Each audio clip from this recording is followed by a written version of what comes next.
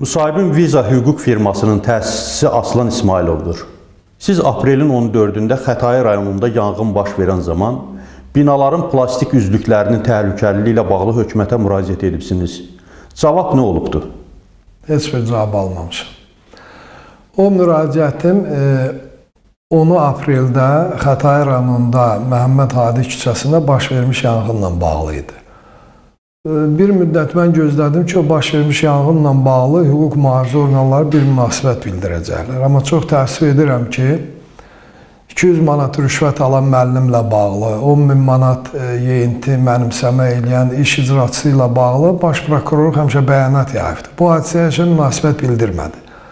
Mən 4 gün ərzində bu hadisə ilə bağlı özüm deyək, tikinti işçisi olmadan bir araşdırma apardım. Həmin o materialın tərkibi, necədir, hansı deyək, tələblərə cavab verməlidir və dəhşətli faktlar müəyyən elədim ki, gəh penoplast, gəh penopolistrol, gəh penopolüretan adlanan bu material polistrol tərkiblidir. Polistrol isə termodinamik cəhətdə möhkəm olmayan materialdır və daimi stirol monomer buxarlandırır. Stirol monomer isə insan həyatı üçün çox təhlükəlidir. Yəni o, birbaşa həmin binada yaşayanlar hər gün xərçəngi deyək, əmələ gətirən, inkişaf etdirən şüaları bədənlərinə alırlar. Bununla bağlı mən yazı yazdım, bütün bu deyək, cəhətlərini göstərdim. Amma çox təəssüf edirəm, heç bir cavab olmadı. Və məni dəhşətə gətirən odur ki, istənilən tikinti materialı bir neçə deyək, tələblərə cavab verməlidir. Bunun fiziki tələbi var, bioloji tələbi var, mexaniki tələbi var, yanğın tələbi var. Ən maraqlısı və ən vacibi ekoloji tələbləri var. Həmin o material bu tələblərin heç birinə cavab vermirdi. Və bunun insan həyatı üçün təhlükəli olması hamıya bəllidir. Hələ 2001-ci ildə dünya bununla bağlı qərar qəbul edibdir. Mən həmin o yazını Facebook səhifəmdə yerləşdirəndə 14 apreldə Rusiyada tanınmış akademik kimyaçı şəxsin bu barədə çıxışını da yerləşdirdim ki, mən dediyimə inanmırlar. Bu akademikin, Rusiya Elmlər Akademiyasının həqqi üzvünün heç olmasa çıxışını dinləsinlər. Amma dinləyən olmadı. Ölkədə belə plastik materiallarla üzlənmiş yüzlərlə bina var. Belə təhlükəli üzlüklərə görə hökumətin hansı strukturları məsuliyyət daşıyır? Söhbət hüquqi məsuliyyətdən gedir. Hələ 2006-cı ildə Azərbaycan Respublikası Prezidentinin fərmanı ilə Bakı Şəhər Salma və Arxitektura Komitəsi yaradılıbdır. Onun elə həmin il, səhv edirəmsə 2-3 aydan sonra 12 nəfərdən ibarət şurası yaradıldı. Bu şuranın və Arxitektura Komitəsinin vəzifəsi nədir?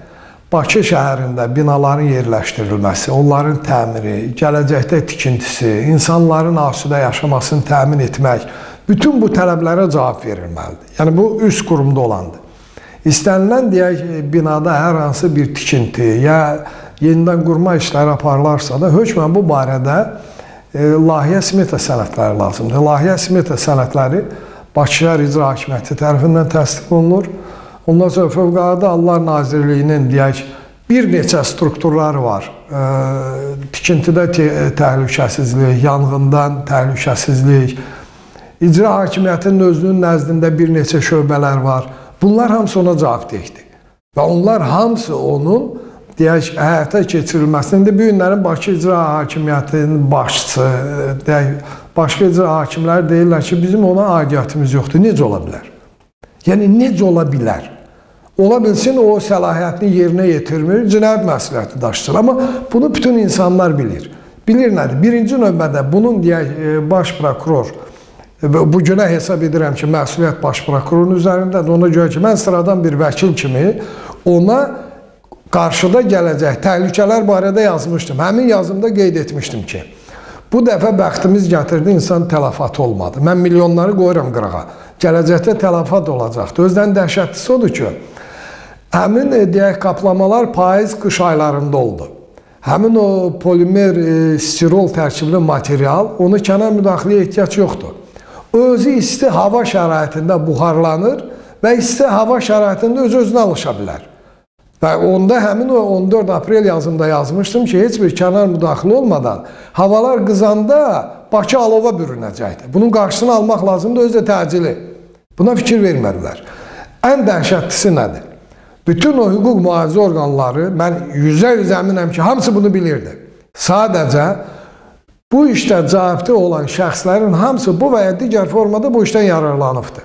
Ya rüşvət formasında, ya kiminsə dostu tanışı orada işləyir, ya zavod kiminsə qohumuna məxsusdur, yaxud kimlərinsə orada şərikliyi var. Belə olmasa, açıq-aşkar təhlükə, insanların həyatı üçün təhlükəli olan bir materialın istehsalına, yayılmasına, tikintidə istifadə edilməsinə heç kim göz yummazdı. Bir nəfər, mənim öz doğma əmim oğlu İlqar İsmailov milli qəhrəmandır.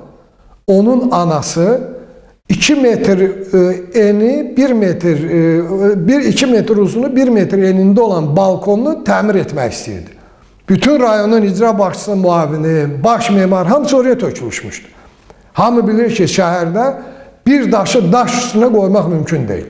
Necə bu günlərin bütün icra başçısı hamısı yaxasını kənara çəkir ki, bizlik deyil, bularlıqdır və hamısı məsuliyyət daşımalıdır. Hazırda binaların üzlüklərinin sökülməsi və yenidən qurulması ilə bağlı göstəriş verilibdir. Binaların üzlüklərinin sökülməsi və yenidən qurulması yenə də dövlət büdcəsi hesabına maliyyələşəcəkdir. Bu barədə dünən Bakı icra başçısı Hacıbala Abutalova bəyan elədi. Bir daha bizləri ələ saldılar ki, narahat olmayın, hamını yaxşı binalarda, yaxşı mənzillərdə yerləşdirəcək. Bunun üçün dövlətin kifayət qədər vəsaiti var. Sanki bu vəsait kiminsə şəxsi malıdır. Bu hamısı sizin, mənim hesabım olacaqdır. Bu dəqiqə Bakıda təxmini hesablamalara görə 1000-ə yaxın belə bina var. Bu binaların qaplamasına hər binanı 1 milyondan götürsəz, milyarda yaxın pul xərclənibdir. Yəni yeyilib. O qaplamaların üzlərinin dəyəri cüzidir.